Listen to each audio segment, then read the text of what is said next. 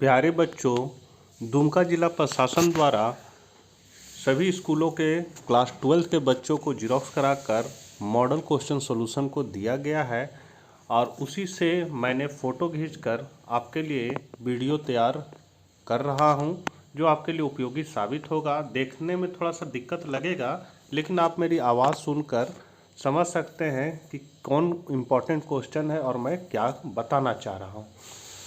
Channel पर पहली बार है तो जरूर सब्सक्राइब कर ले। तो चलिए हम लोग आज कुछ नया सीखते हैं। पहला क्वेश्चन है आपका अति लघु उत्तरीय प्रश्नोत्तर है, मूल्यह्रास से आप क्या समझते हैं। तो उत्पादन प्रक्रिया में पूंजीगत वस्तुओं जैसे इमारत, मशीन, पूंजी, उपकरण आदि के मूल्यों में घिसावट, सामान टूट फूट, अप्रचलन मतलब तकनीकी परिवर्तन आदि के कारण कमी को मूल्यह्रास कहते हैं। इसे अस्थायी पूंजी का उपयोग एवं अचल पूंजी का उपयोग अथवा घिसावट भी कहते हैं। तो ये क्वेश्चन जैक 2020 में पूछ चुका है, तो ये इम्पोर्टेंट है आपके लिए। दूसरा है राजस्व प्राप्तियों की परिभाषा दे। तो सरकार द्वारा वसूले गए सभी प्रकार के कर और शुल्क, निवेशों पर प्राप्त ब्याज और लाभांश तथा विभिन्न सेवाओं के बदले प्राप्त रकम को राजस्व प्राप्ति या राजस्व कहा जाता है। ये क्वेश्चन भी जैक 2020 में आया हुआ था, आपके लिए इम्पोर्टेंट है। तरलता फांद क्या है। तो तरलता पास या तरलता फांद वह स्थिति है जहां सट्टे उद्देश्य के लिए मुद्रा की मांग पूर्णतया लोचदार हो जाती है। तरलता पास की स्थिति में ब्याज दर बिना बढ़ाए या घटाए अतिरिक्त अंतःक्षेपित मुद्रा का प्रयोग कर लिया जाता है। चौथा नंबर क्वेश्चन है राष्ट्रीय आय को परिभाषित कीजिए। तो समस्त स्रोतों से प्राप्त आय जो मांग पूर्ति के संतुलन के बाद प्राप्त होती है उसे राष्ट्रीय आय कहते हैं। अगला क्वेश्चन है नगद निधि अनुपात CRR से आप क्या समझते हैं। तो वह दर जिस पर व्यापारिक बैंक अपनी जमाओं का कुछ भाग केंद्रीय बैंकों के पास जमा करवाना पड़ता है उसे नगद जमा अनुपात कैश रिजर्व रेशियो कहते हैं। सुरक्षित निधि में जितने रुपए का सोना और विदेशी प्रतिभूतियां जमा रहती है उसी अनुपात में केंद्रीय बैंक मुद्रा जारी करता है, इसी को सुरक्षित निधि अनुपात कहते हैं।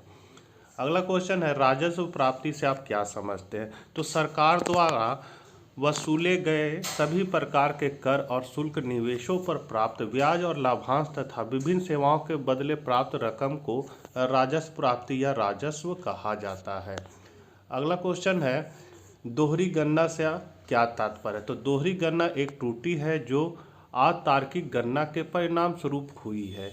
इस शब्द का उपयोग अर्थशास्त्र में किसी देश के सामान के मूल्य को एक से अधिक बार गिनने की दोषपूर्ण प्रथा का उल्लेख करने के लिए किया जाता है। राष्ट्रीय आय की गणना होने से दोहरी गणना की समस्या भी कभी कभी सामने आती है। फिर है आपका 1929 की विश्व की महामंदी का वर्णन कीजिए। तो आमतौर पर जिसे 1930 की महामंदी के नाम से जाना जाता है, सही रूप में 1929 में इसने पूंजीवादी विश्व की विकसित अर्थव्यवस्था को प्रभावित किया था। इसका प्रभाव 1930 के पूरे दशक में जारी रहा। इस अवधि के दौरान समग्र कुल मांग में इतनी भयंकर गिरावट आई थी कि निवेश घट या सिकुड़ कर न्यूनतम हो गया था। निम्न निवेश के परिणाम स्वरूप व्यापक बेरोजगारी फैल गई, आर्थिक क्रिया का स्तर बहुत गिर गया और चारों ओर दुष्चक्र फैल गया। आय कम जिससे मांग कम हो गया, मांग कम से कम निवेश हुआ, कम निवेश से रोजगार का निम्न स्तर हुआ और जिससे उत्पादन का स्तर निम्न हो गया और फिर आय कम हो गया। इस तरह इस दुष्चक्र में फंस गया। एक अनुमान के अनुसार 1929 से 1933 की अवधि के बीच यूएस अर्थव्यवस्था को 30% से 25% तक बेरोजगारी में अच्छी खासी वृद्धि का सामना करना पड़ा। उत्पादन के स्तर में लगभग एक अनुपातिक गिरावट थी। इस अवधि को इसमें केवल 30% की गिरावट आई। 9वां नंबर क्वेश्चन है लोचशील विनिमय दर को समझाइए। ये क्वेश्चन भी जैक 2020 में आ चुका है, आपके लिए इम्पोर्टेंट है। यह वह विनिमय दर होती है जिसका निर्धारण अंतर्राष्ट्रीय बाजार में विदेशी मुद्रा की मांग व पूर्ति की शक्तियों के द्वारा होता है। जिस विनिमय दर पर विदेशी मुद्रा की मांग व पूर्ति समान हो जाती है वही दर साम विनिमय दर कहलाती है। आजकल समूचे विश्व में विभिन्न देशों के मध्य आर्थिक लेन देन का निपटारा लोचशील विनिमय दर के आधार पर होता है।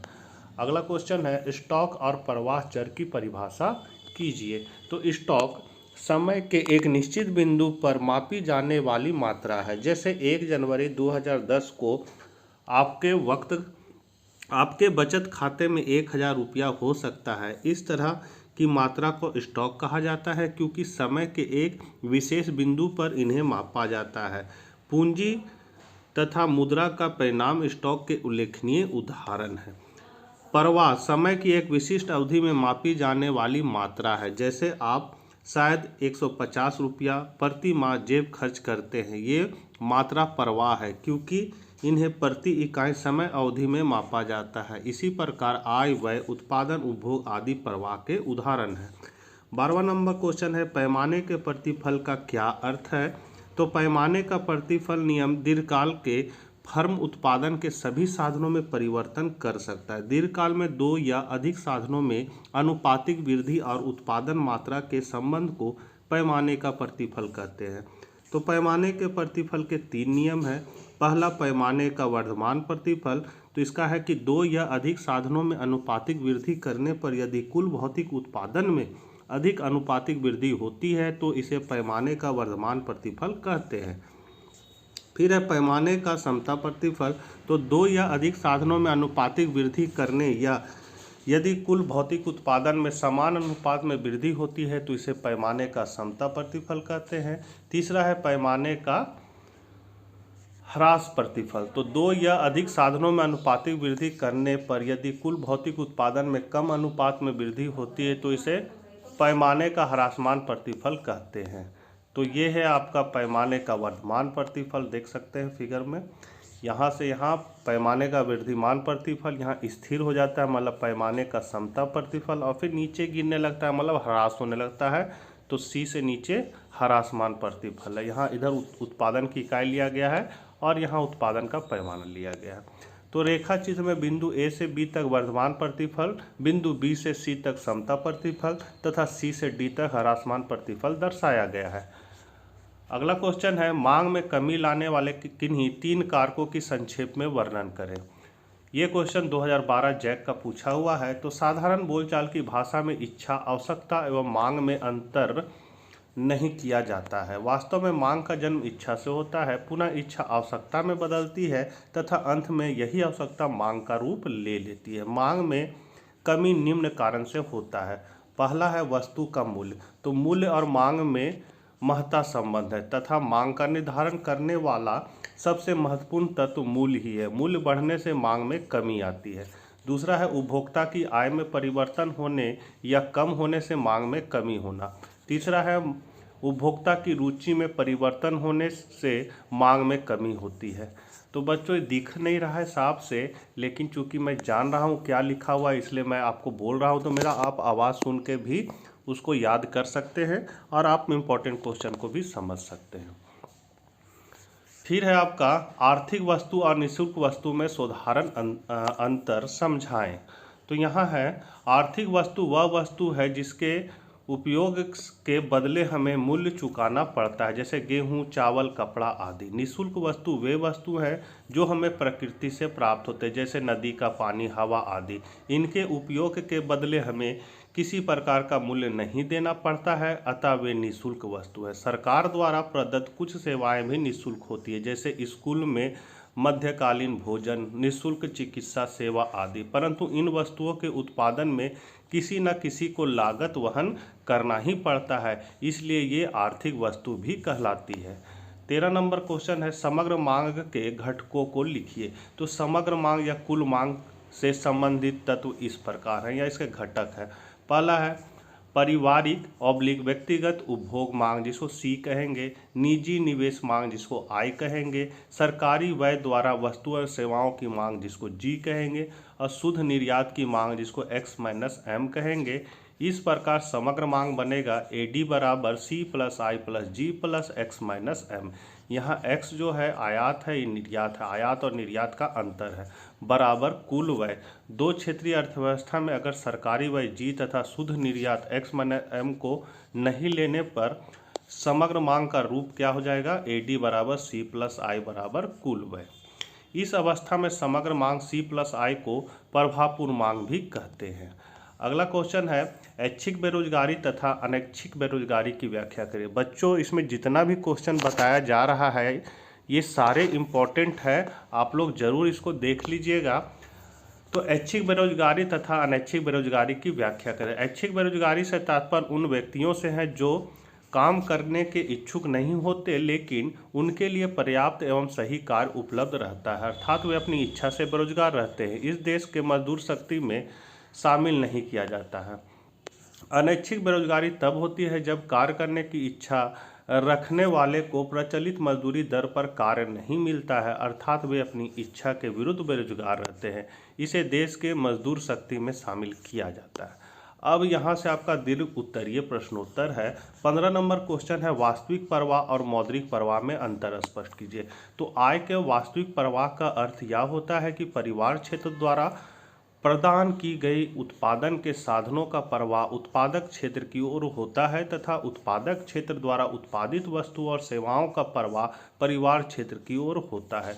उपरोक्त रेखा चित्र द्वारा वास्तविक प्रवाह को पहला उत्पादक क्षेत्र से परिवार क्षेत्र की ओर वस्तु और सेवाओं के रूप में होने वाले प्रवाह एवं दूसरा परिवार क्षेत्र से साधन सेवाओं जैसे श्रम पूंजी और उद्यम को उत्पादक क्षेत्र की ओर होने वाले प्रवाह के रूप में प्रकट किया गया। यहाँ आप देख सकते हैं दो क्षेत्र है, यहाँ है आपका घरेलू क्षेत्र या परिवार क्षेत्र और ये है उत्पादन क्षेत्र।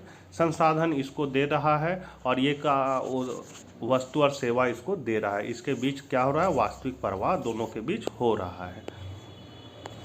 जबकि मौद्रिक प्रवाह से अभिप्राय साधन आय अर्थात लगान ब्याज लाभ और मजदूरी का उत्पादक क्षेत्र से परिवार क्षेत्र की ओर उनकी साधन सेवाओं के मौद्रिक पुरस्कारों के रूप में होने वाले प्रवाह से है।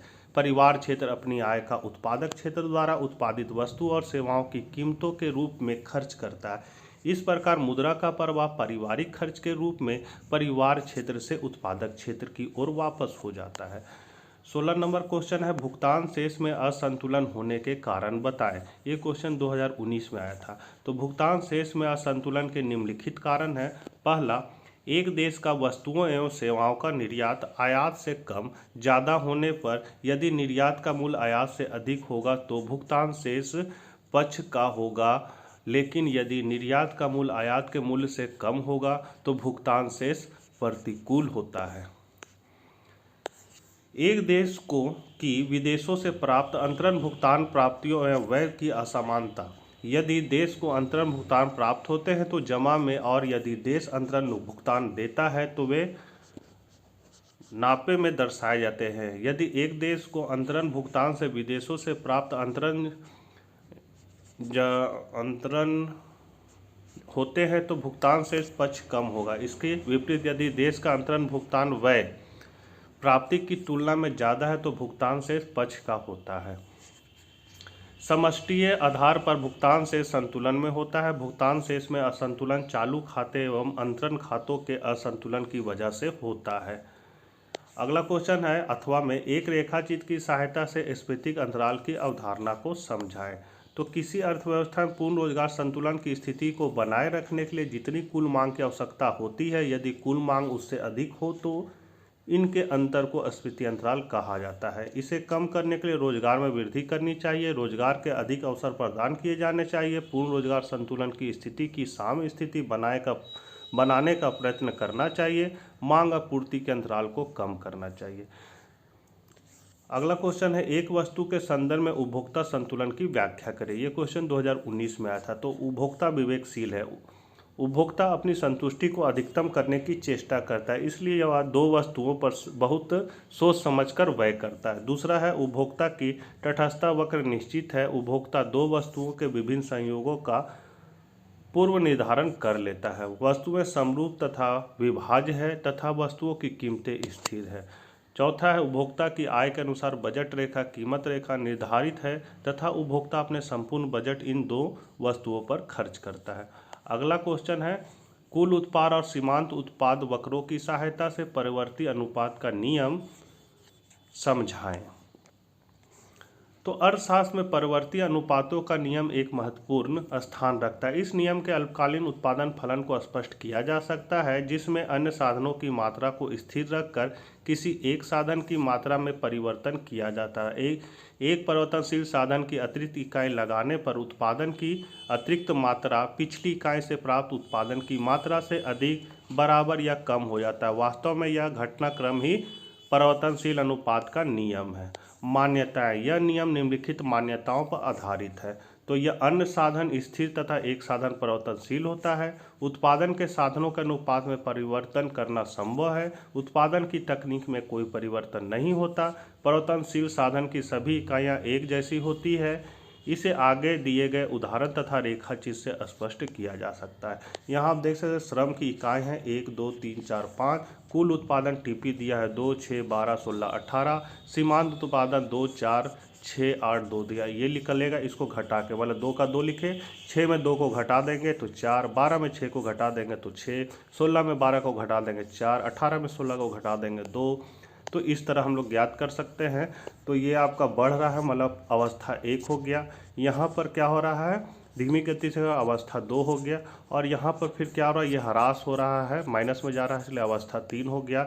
इस ग्राफ को आप लोग देख सकते हैं। ये कुल उत्पादन है जो शुरू में धीमी गति से बढ़ता है, फिर तेजी से बढ़ता है और फिर घटने लगता है। सीमांत उत्पादन शुरू में बढ़ता है और फिर शून्य होता है और घटने लगता है। और ये टीपी जो लिखा हुआ है इसके जगह आपका एपी होगा। एपी क्या है, शुरू में बढ़ता है और जब अधिकतम रहता है तो सीमांत उत्पादन इसके बराबर होता है और फिर यह क्या होता है, इससे कम हो जाता है। तो ये है परिवर्तनशील अनुपात का नियम का चित्र। 18 नंबर क्वेश्चन है, व्यावसायिक बैंक और केंद्रीय बैंक में अंतर स्पष्ट कीजिए। तो व्यावसायिक बैंक और केंद्रीय बैंक के बीच निम्नलिखित अंतर स्पष्ट किया जा सकता है। व्यावसायिक बैंक जो है, व्यावसायिक बैंक देश का व्यापारिक बैंक होता है जिसमें देश की जनता अपनी बचत को जमा करने के लिए खाता खोल सकता है। जबकि केंद्रीय बैंक जो है वो व्यावसायिक बैंक की तरह कार्य नहीं करता। केंद्रीय बैंक संपूर्ण बैंकिंग व्यवस्था के नियंत्रण करने के लिए स्थापित की जाती है। दूसरा अंतर है, व्यावसायिक बैंक आम जनता का बैंक होता है, जबकि केंद्रीय बैंक है सो बैंकों का बैंक है और सरकार का बैंकर होता है। तीसरा है, व्यावसायिक बैंक का मुख्य कार्य लोगों की बचत को अपने पास जमा के रूप में स्वीकार करना होता है और ज़रूरतमंद लोगों को ऋण देना होता है। जबकि केंद्रीय बैंक का मुख्य कार्य देश के सभी व्यावसायिक बैंकों के ऊपर नियंत्रण रखना तथा देश के बैंकिंग व्यवस्था को नियंत्रित करना होता है। चौथा अंतर है, व्यावसायिक बैंक नोटों का निर्गमन नहीं करती है, जबकि केंद्रीय बैंक नोटों का निर्गमन करती है। पांचवा है, व्यावसायिक बैंक केंद्रीय बैंक के दिशा निर्देश के तहत कार्य करती है, जबकि केंद्रीय बैंक देश का सर्वोपरि बैंक होने के नाते व्यावसायिक बैंकों का बैंक की तरह कार्य करती है। छठा अंतर है, व्यावसायिक बैंक शाखा बैंकिंग के रूप में या इकाई बैंकिंग के रूप में कार्य करती है, जबकि केंद्रीय बैंक प्रत्येक देश का एक अकेला बैंकिंग व्यवस्था होता है। और लास्ट क्वेश्चन है, विनिमय दर क्या है, इसका निर्धारण कैसे होता है। तो विनिमय दर वह दर है जिस पर एक देश की एक मुद्रा इकाई का दूसरे देश की मुद्रा में विनिमय किया जाता है। दूसरे शब्दों में विदेशी विनिमय दर वह बताती है कि किसी देश की मुद्रा की एक इकाई के बदले में दूसरे देश की मुद्रा की कितनी इकाइयां मिल सकती है। विनिमय दर का निर्धारण, तो जहां विदेशी मुद्रा की मांग व पूर्ति समान हो, मतलब बराबर हो जाती है, विनिमय दर वहां निर्धारित होती है। विदेशी मुद्रा की मांग व पूर्ति का साम्य बिंदु वह होता है जब मुद्रा का मांग वक्र तथा पूर्ति वक्र एक दूसरे को काटते हैं। साम बिंदु पर विनिमय दर को साम विनिमय दर तथा मांग व पूर्ति की मात्रा को साम मात्रा कहते हैं। इसे निम्नलिखित चित्र में दिखाया गया है। ये है विनिमय दर का पूर्ति, ये है उसका मांग, जहां दोनों बराबर होला ई बिंदु पर तो विनिमय दर कितना निर्धारित होगा, OR, और विनिमय दर का मांग और पूर्ति हो जाएगा OQ। तो यहाँ पर लिखा हुआ है विदेशी मुद्रा की मांग आपका DD वक्र है, DD ये विदेशी मुद्रा की पूर्ति SS है, साम बिंदु E हो जाएगा और साम विनिमय दर OR है, मतलब साम विनिमय दर OR है और साम मांग OQ है। इसी का 8वां क्वेश्चन है, व्यापारिक बैंक शाखा का निर्माण कैसे करते हैं, उदाहरण सहित स्पष्ट करें। तो अपने नगद कोषों के आधार पर व्यावसायिक बैंक द्वारा मांग जमाव का निर्माण करना ही शाखा निर्माण कहलाता है। प्रायः नगद कोषों से कई गुना अधिक जमाव का निर्माण कर दिया जाता है। नगद कोषों तथा जमाव के बीच अनुपात नगद कोष अनुपात कहलाता है। बैंकों को अनुभव के आधार पर यह ज्ञात है कि कुल जमा का सिर्फ 10% ही नकदी के रूप में निकाला जाता है। जैसे यदि 100 रुपया के नगद कोष के बदले में 1000 रुपये को मांग जमाओं का निर्माण किया जाता है तो इसे 10 गुना अधिक साख निर्माण कहा जाएगा। तो ये थे आपके महत्वपूर्ण क्वेश्चन। मिलते हैं फिर नेक्स्ट वीडियो में, तब तक आज्ञा दीजिए। Bye bye.